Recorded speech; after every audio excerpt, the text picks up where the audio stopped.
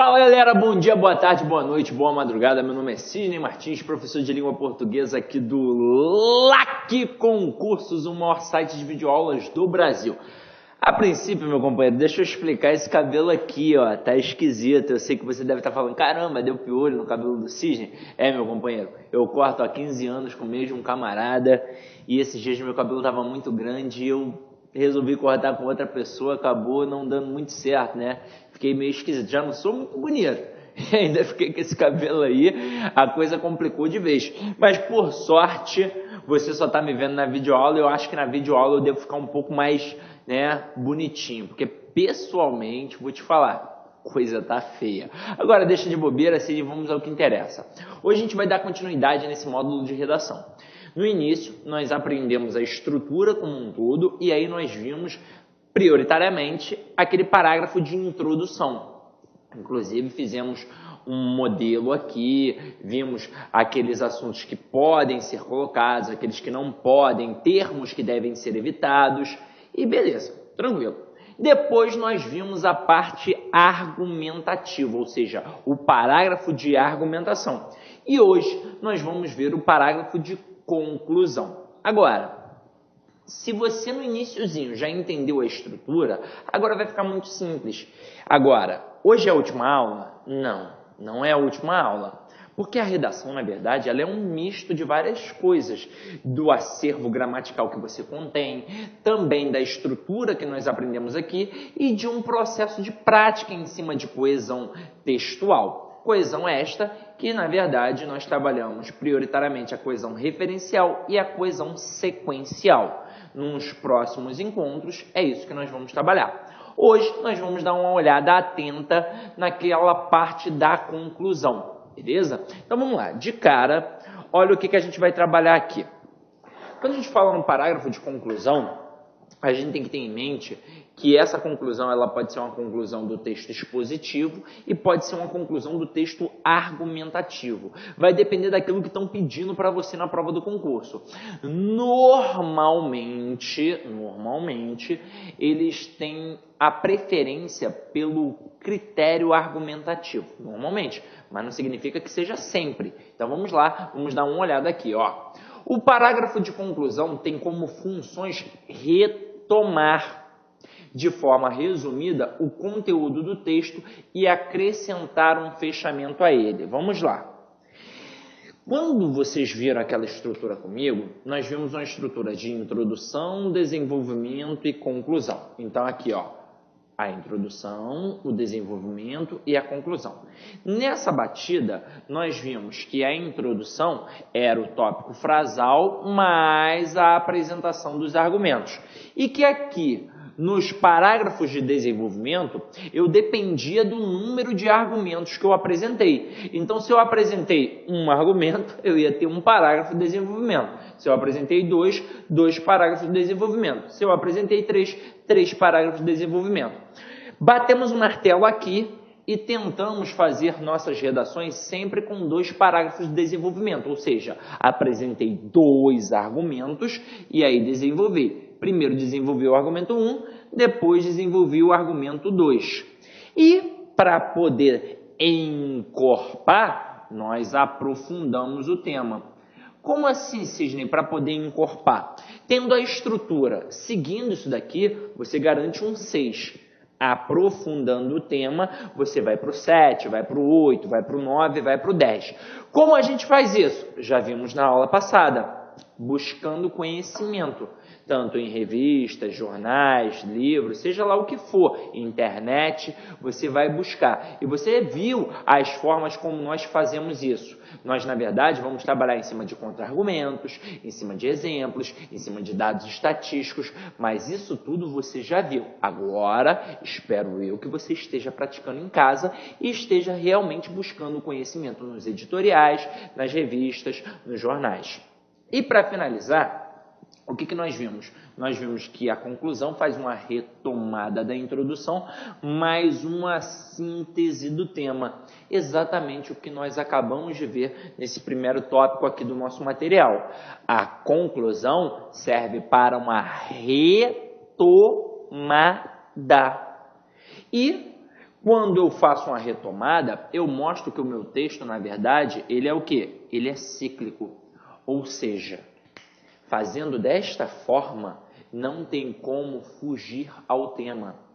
E quando você foge ao tema, você acarreta um 0 na sua redação. Se você fizer essa estrutura aqui, não haverá fuga ao tema. Tranquilo? Então você já pode ficar tranquilo. Ai, meu Deus do céu, será que eu fugi um pouco do tema? Se você fugiu um pouco, foi um pouco. Não foi totalmente. E o ideal, quando você faz assim, é para que você não fuja em nenhum momento do tema. Tranquilo? Então vamos lá. Vou apagar aqui e a gente vai retomar, já que o parágrafo é de conclusão, vamos retomar esse nosso material. Então olha aqui. Em textos expositivo, a conclusão apenas recapitula os tópicos elencados. Pronto, só vai recapitular, só vai retomar. Nos parágrafos de desenvolvimento, beleza? Agora, em textos argumentativos, a conclusão arremata a tese ao longo da redação, a fim de convencer o leitor como resultado lógico de tudo o que foi dito, exatamente como nós fizemos na aula anterior. Você percebeu que em alguns momentos você só apresenta, você não argumenta. E quando você argumenta, você busca o quê? O convencimento. E então a pessoa que está lendo, ela não só concorda, como ela passa a ficar com vontade de fazer aquilo que você realmente falou. Tranquilo? Porque é a busca do convencimento. Então, gente, diante disso, vamos dar uma olhada como é que vai funcionar a nossa conclusão de forma elucidativa. Não se devem acrescentar argumentos na conclusão. Nós sempre temos que ter em mente que se eu apresento mais um argumento naquele parágrafo que teoricamente deveria ser o de conclusão, é porque a minha argumentação ainda não acabou. E se ainda não acabou, não é parágrafo de conclusão, ainda é parágrafo de quê? De argumentação. No parágrafo de conclusão, eu não devo acrescentar de forma alguma um argumento, porque se eu ainda tenho algum argumento para acrescentar, a minha redação não acabou. E se a minha redação não acabou, eu não posso ter o parágrafo de conclusão. Em textos argumentativos, o fechamento do parágrafo de conclusão pode conter uma frase de efeito, como, por exemplo, estou falando de corrupção, estou falando dos políticos que são corruptos. E olha só, veja lá, não estou falando de todos os políticos, você viu isso comigo na aula de argumentação. Não vou generalizar, não vou dar esse mole. Agora, quando você pega e diz, olha só, preste atenção, assim lá no final, que os corruptos são os verdadeiros inimigos do Brasil, veja bem, fiz ou não fiz uma frase de efeito? Me coloquei ou não me coloquei diante desse fato da corrupção e, na verdade, me coloquei contra a corrupção, contra esse político que é corrupto. Eu não estou dizendo que todos os políticos são corruptos, eu estou dizendo que há políticos corruptos e que esses corruptos são, sim, os inimigos do Brasil. E eu fiz ou não fiz uma frase de efeito? Então, desta forma, no parágrafo de argumentação, eu consegui aquilo que queria. Agora, o parágrafo de conclusão pode ser introduzido por um conectivo como, portanto, então, desse modo, etc. O que nós vimos na aula anterior? Não na aula anterior, mas na primeira aula. Que diante da estrutura, todos os elementos, seja a introdução, seja a conclusão, seja o argumento, eles podem vir iniciados através de palavras-chave, de elementos introdutórios do parágrafo. Agora, você viu que a introdução não precisa, o argumento não precisa, o único elemento que obrigatoriamente precisa é o de conclusão. E quando eu coloco aqui que ele pode ser introduzido por um conectivo como, portanto, então, desse modo, É porque, na verdade, ele deve ser introduzido por elementos conclusivos. Todo parágrafo de conclusão. Sidney, qual é o meu parágrafo de conclusão? O teu último. O último parágrafo, obrigatoriamente, é o parágrafo de conclusão. E ele deve ter sempre um elemento conclusivo, como portanto, como então, como logo, como por isso, como em vista dos argumentos mencionados, diante do exposto. Eu sempre devo ter um elemento que vai marcar a minha conclusão. E aí, detalhe, toda vez que eu coloco um portanto, por exemplo, um dessa forma, por exemplo, eu vou colocar depois a vírgula. E eu tenho que tomar cuidado com o início, com a continuidade, na verdade. Olha aqui. Veja bem o que eu estou falando aqui agora. Eu vou colocar o meu parágrafo de conclusão. E aí está aqui, ó, o parágrafo. Beleza, o parágrafo. Aí eu vou colocar um portanto. Botei um portanto. E agora o que eu vou fazer? Vírgula. Obrigatoriamente. Sidney, não gosto do portanto, não tem problema. Eu gosto do dessa forma.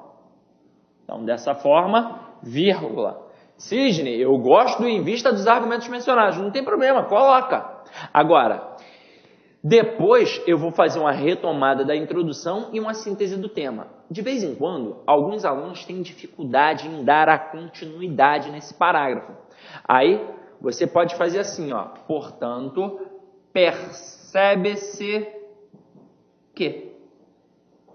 Quando você faz isso, você atenta para aquilo que você vai falar. Então, por exemplo, se eu estivesse falando de violência, portanto, percebe-se que a violência no Rio de Janeiro só pode ser combatida a partir de... E por aí vai. Então, galera, quando a gente faz isso, o teu texto fica coeso, fica uma estrutura boa e coerente. E você consegue dar continuidade naquela ideia que você queria. Tranquilo? Então, vamos lá. Deixa eu apagar aqui para não te atrapalhar. Gente, vamos começar a brincar agora um pouco com a lógica. Como assim, Sidney, com a lógica? Toda vez que eu faço uma conclusão, eu antes trabalhei um processo lógico para poder chegar àquela conclusão. Imagina o seguinte, eu digo que as árvores balançam, logo está ventando. Gente, para eu poder chegar a esta conclusão, né, eu tenho que pensar o seguinte... Se a árvore está balançando, por que será que essa árvore está balançando? Ou tem alguém lá, ó, saculejando a árvore, ou um carro bateu, mas se não foi isso que aconteceu, posso ou não posso partir do pressuposto que está ventando? Posso. Ué, se a árvore está balançando e não tem nada em volta da árvore, só pode, na verdade, estar o quê? Ventando. Então, quando eu digo as árvores balançam, logo está ventando, eu parti de premissas para chegar a uma conclusão. Tranquilo? Então vamos entender como é que isso funciona na prática, porque isso também é questão de prova. Isso não é só para produzir o texto, isso também cai em provas de interpretação. Afinal de contas, a redação nada mais é do que interpretação ao contrário. Então vem aqui comigo, ó. Do ponto de vista lógico, uma conclusão é sempre inferida a partir de premissas. Os argumentos, no caso do texto, argumentativo. Como assim, Sidney? Então vamos lá. Essas premissas que nós chamamos de premissas, que são coisas que vão vir antes de eu concluir aquilo, nós normalmente chamamos de argumentos. Então, para eu poder chegar a uma conclusão, eu tenho as premissas, eu tenho aqueles argumentos, e aqueles argumentos vão originar a uma conclusão. Mais ou menos como se fossem causas e consequências.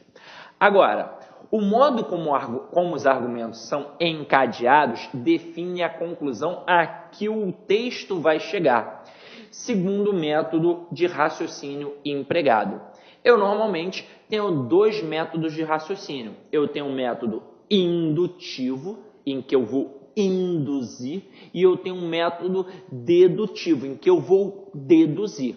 Vamos ver como é que isso funciona. Olha aqui. Então, galera, as duas formas lógicas de conduzir a argumentação relacionadas aos métodos de raciocínio, como eu já falei, são a indução e a dedução. A princípio, nós vamos ver como é que funciona a indução. Então, vamos lá, ó. Olha a indução aí. No método indutivo, partimos de evidências particulares para formular uma conclusão mais geral. Então, olha aqui. Primeiro, anteontem, estou trabalhando com valor temporal. Olha bem, veja bem, estou trabalhando com valor temporal. Anteontem, comi uma laranja verde azeda. Beleza. Ontem, comi uma laranja verde azeda. Hoje, comi uma laranja verde azeda. Logo, todas as laranjas verdes são azedas. Então, se o camarada pegou uma laranja verde e comeu e percebeu que é azeda, ele, de repente, não pode partir do pressuposto que todas as laranjas verdes são azedas, se isso ele fez apenas uma vez. Agora, o camarada fez isso anteontem, fez isso ontem, fez isso hoje, poxa, eles chegam à conclusão de que todas as laranjas verdes são o quê? Azedas. Então, ele partiu de elementos particulares, menores, até chegar a uma conclusão que maior, ou seja, geral. Até aí, tudo bem, não é? Então vamos lá. Vamos ver como é que isso funciona na prática dentro de um texto de prova de concurso. Então, olha aqui. Os Estados Unidos vêm aplicando a pena de morte há anos, sem obter redução significativa na taxa de crimes hediondos. Países árabes aplicam a lei marcial e isso não tem trazido efeitos relevantes no combate à criminalidade. Então, preste atenção. Casos particulares foram apresentados. Primeiro, a gente começa aqui dizendo que os Estados Unidos vêm aplicando a pena de morte há anos sem obter o quê? A redução significativa na taxa de crimes hediondos. Primeiro, ponto. Agora, países árabes aplicam a lei marcial e isso não tem trazido efeitos relevantes no combate à criminalidade. Então, beleza. Então, nos Estados Unidos, a pena de morte não funciona. Nos países árabes, também não funciona. Pesquisas mostram, pois... Então, olha só. Tá vendo esse pois aqui? Entre vírgulas? Provavelmente, se você já assistiu ao curso básico, você viu que o pois pode ser explicativo ou conclusivo. Quando é que ele é explicativo? Quando ele está anteposto ao verbo, ou seja, antes do verbo, naquela oração a qual ele faz parte. Quando ele é conclusivo? Quando ele está pós-posto ao verbo, ou seja, depois do verbo da oração ao qual ele faz parte. E aí, normalmente, como é que isso funciona? Se coloca a vírgula e logo depois coloca o pois, é porque ele está encabeçando a segunda oração. Se o pois está lá no final da oração, é porque ele está depois do verbo e aí ele vai ser conclusivo. Agora, ele também pode ser conclusivo quando ele está intercalado através das vírgulas. Este é o único elemento, a única conjunção que quando você intercala, quando você desloca e coloca entre vírgulas, ele altera o valor semântico. Um porém, por exemplo, vai ser adversativo, seja com uma vírgula, seja com duas vírgulas, não importa, o porém sempre vai ser adversativo. Agora, o pois, quando ele está entre vírgulas, ele é sempre o quê? Conclusivo. Tranquilo? Então vamos lá, ó. Pesquisas mostram, pois, é como se eu falasse assim, ó, pesquisas mostram, portanto, que a pena de morte não é uma solução eficaz em nenhum país do globo, de modo que não deveria ser também adotado no Brasil. Então vamos entender agora como é que funcionou tudo isso daqui. Vou desmembrar para você, olha só. Casos específicos. Os Estados Unidos aplicam a pena de morte, mas sem grande sucesso no combate ao crime. Países árabes aplicam a pena de morte, mas sem grande sucesso no combate ao crime. Foram os dois casos, ó, específicos que foram apresentados no início do parágrafo. Conclusão generalizante. A pena de morte não é uma solução eficaz em nenhum país do globo. Tese formulada a partir da conclusão. O Brasil não deve adotar a pena de morte. Exatamente como foi que aconteceu aqui, ó. Depois de ter apresentado que os Estados Unidos aplicam a pena de morte, mas não tem grande eficácia, e que os países árabes também aplicam e não tem grande eficácia, qual foi a conclusão que chegamos? A conclusão a que chegamos foi: pesquisas mostram, portanto, que a pena de morte não é uma solução eficaz em nenhum país do globo. Foi a conclusão generalizante, de modo que não deveria também ser adotada no Brasil. Minha tese, que foi formulada a partir dessa conclusão generalizante. Ou seja, se não funciona em nenhum lugar, por que a gente vai usar aqui? Se funcionasse, aí seriam outros 500.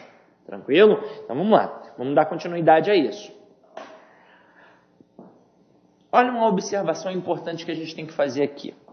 São as famosas falácias, né? Os problemas que nós vamos ter, na verdade, as mentiras que podem se originar diante dessa indução.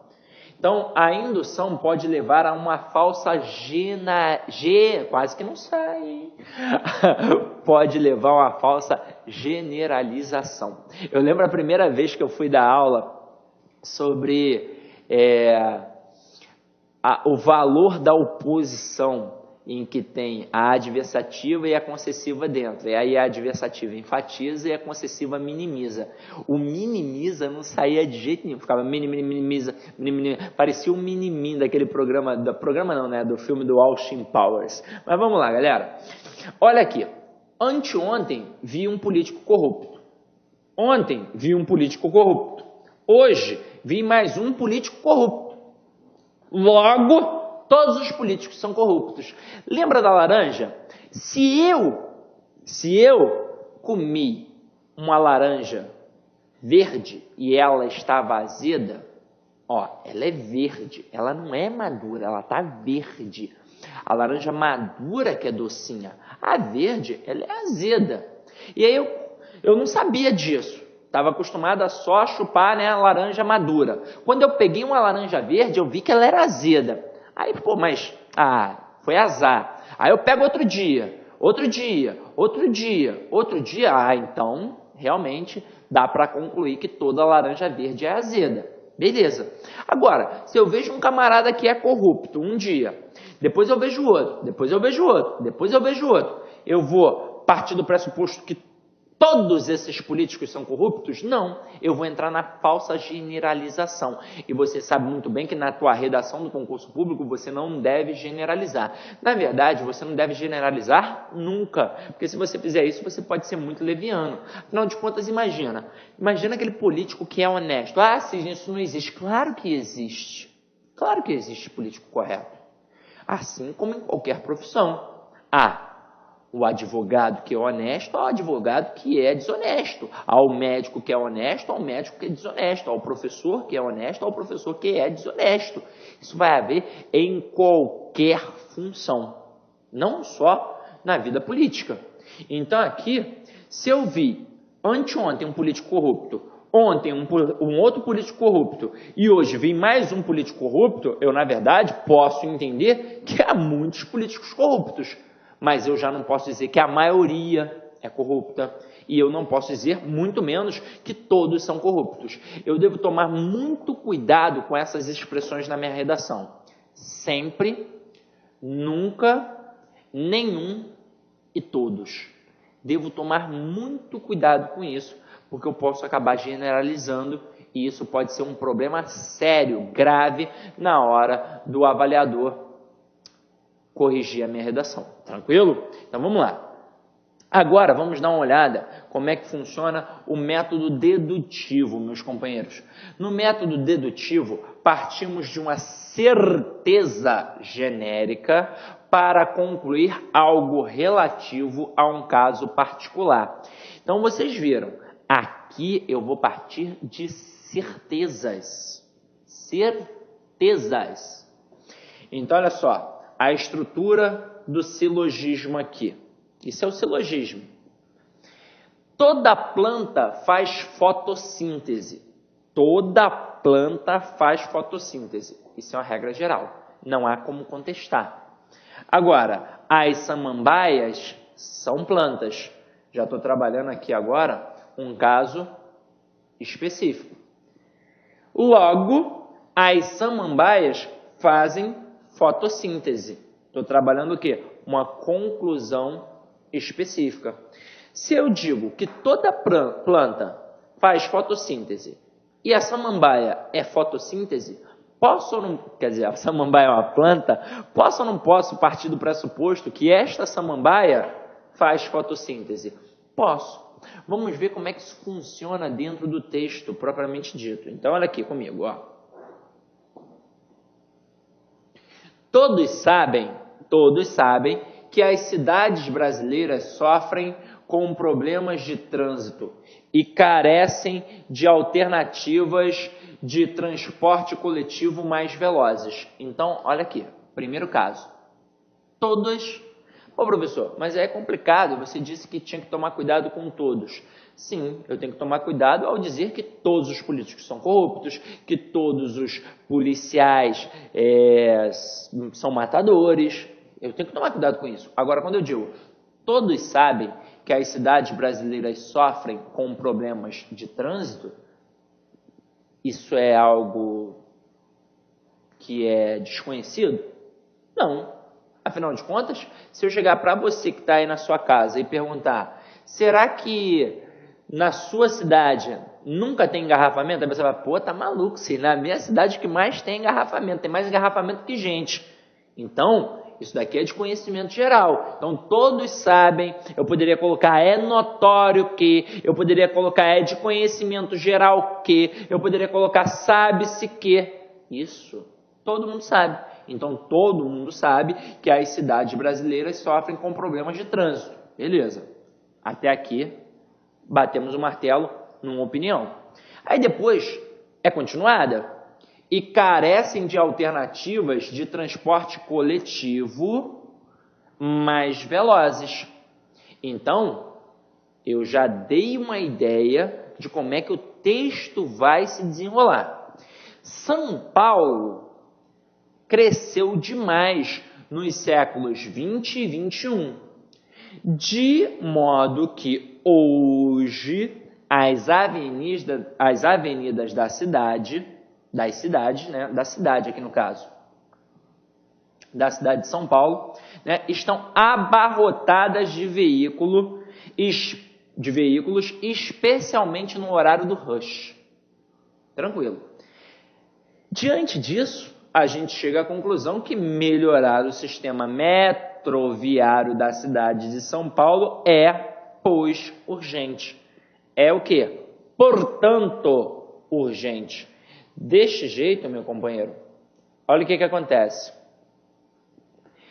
Eu apresentei que as cidades brasileiras sofrem problemas de trânsito. Coloquei que São Paulo é uma cidade que cresceu muito.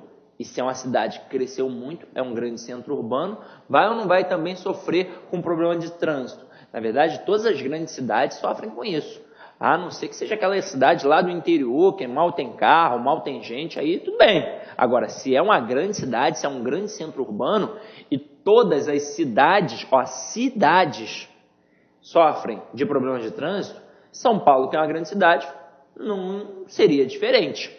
E aí, diante disso, qual é a conclusão que chego? Que melhorar o sistema metroviário. E por que o sistema metroviário? Porque nós precisamos investir em alternativas de transporte coletivo mais velozes.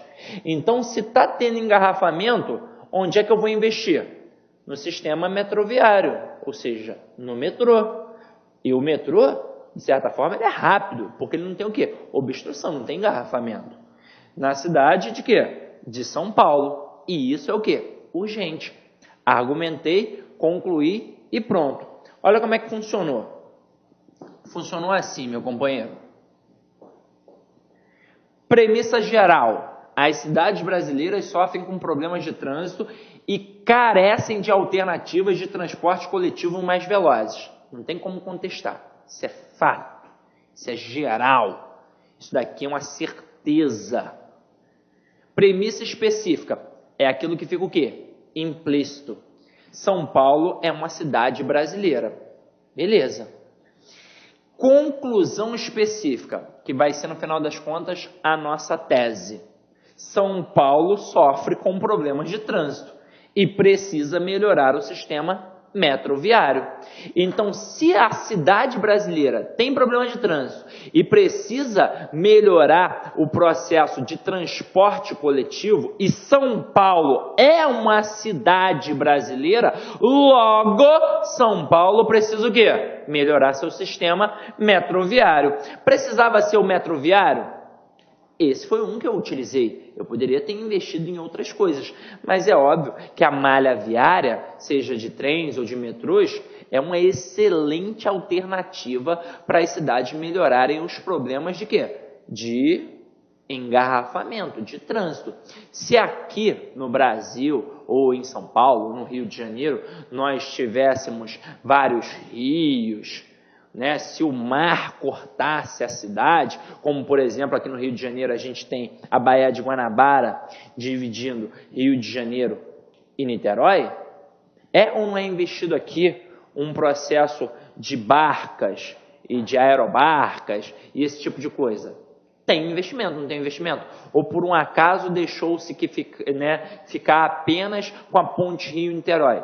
Ninguém deixou isso, né? Teve um investimento. Então, quando você tem outras alternativas para poder deixar com que tenha aquele problema, você tem que investir nas outras alternativas. Foi basicamente isso que foi feito aqui. Então, beleza. Sidney, é simples assim? É simples assim, meu companheiro. Você, na verdade, vai concluir um processo.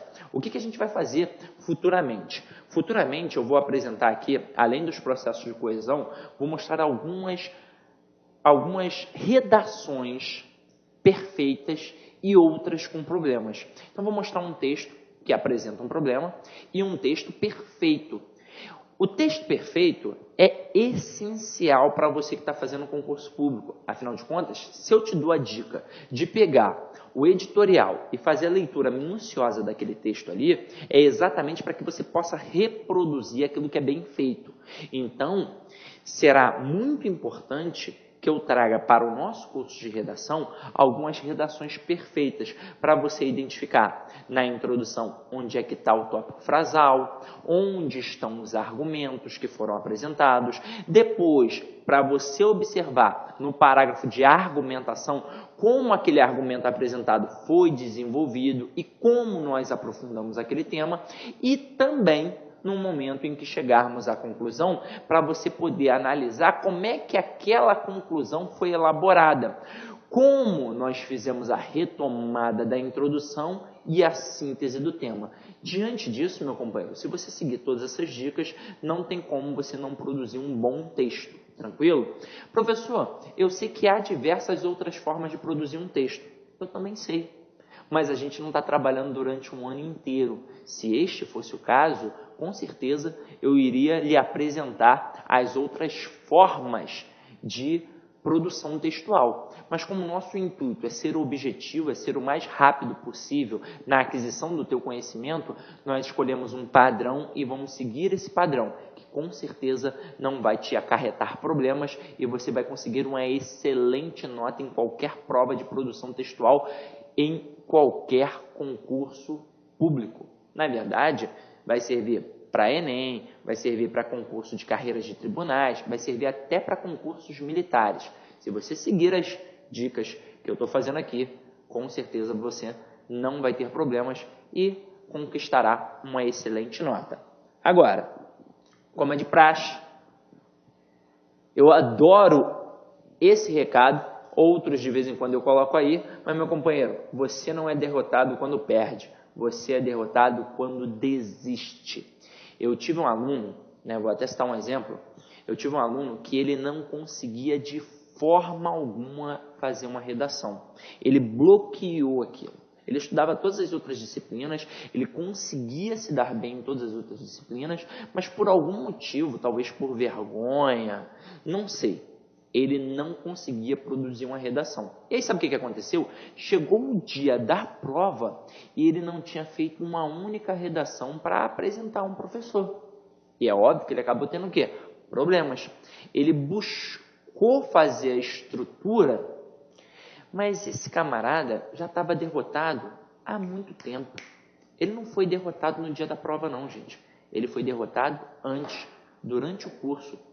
Porque se ele estava com vergonha de apresentar aquela redação para um professor, isso daí fez com que ele bloqueasse o aprendizado.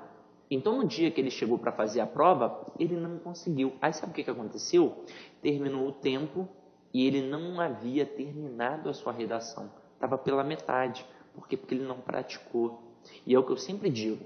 De nada adianta você fazer um bom curso, seja presencial, seja online, se você não está praticando. Aí você vai falar assim para mim, poxa, Cid, mas esse curso de redação agora é online, eu não estou praticando, porque você não está vendo a minha redação. Não importa. Com certeza você tem um marido, você tem uma esposa, você tem um irmão, você tem um amigo, professor, alguém na sua cidade que dá aula. Com certeza você tem. Conhece.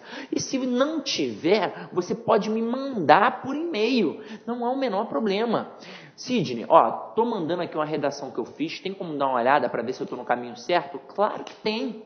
Eu quero é que você aprenda, que você melhore. E se você fizer isso, com certeza vai dar certo. Então, não posso me sentir derrotado antes mesmo de lutar. Até mesmo porque, gente, perda todo mundo vai ter na vida.